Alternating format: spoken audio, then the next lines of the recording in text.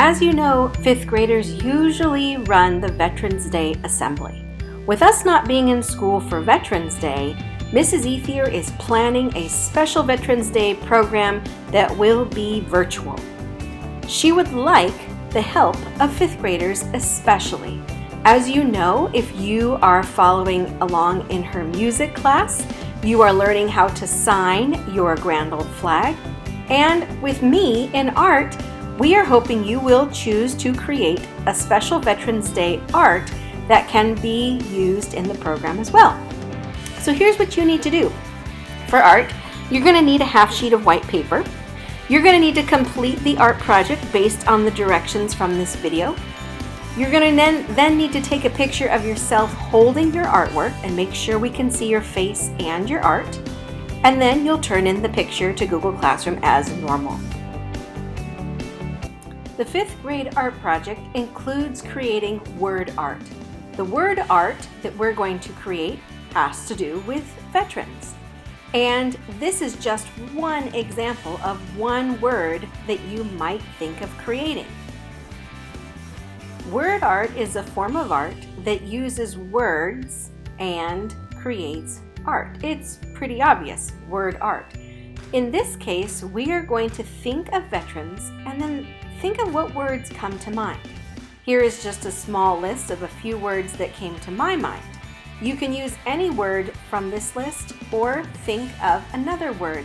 Just make sure your word is positive and of course school appropriate.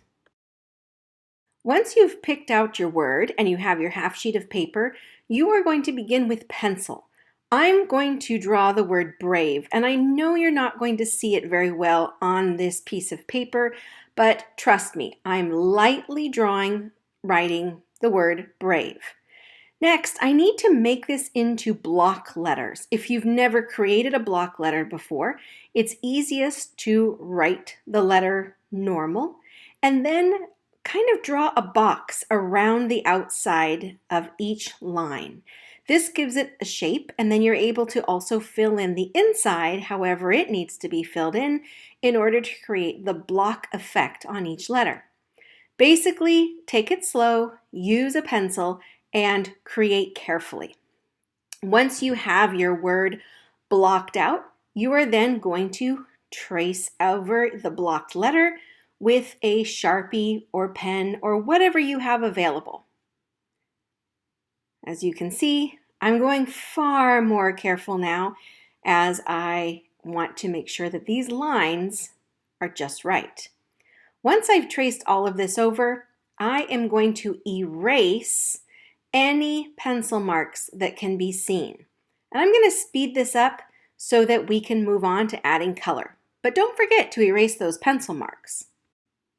There you have it. The word I've chosen is complete. It is in block letters and it is ready to decorate. I'm going to be using markers and crayons for this project because I like how those two look together. But it's really up to you. You can use whatever you have at home. The other thing that I want you to use is the colors of our flag, red, white, and blue. By using those colors, it fits with our theme of Veterans Day. You might decide you want to do yours a little differently or completely different with your colors and designs, and that's okay. But just remember, we are trying to do this to honor our veterans, and therefore using a color scheme that is red, white, and blue makes the most sense. I'm going to speed this part up because really it's just about decorating your letters.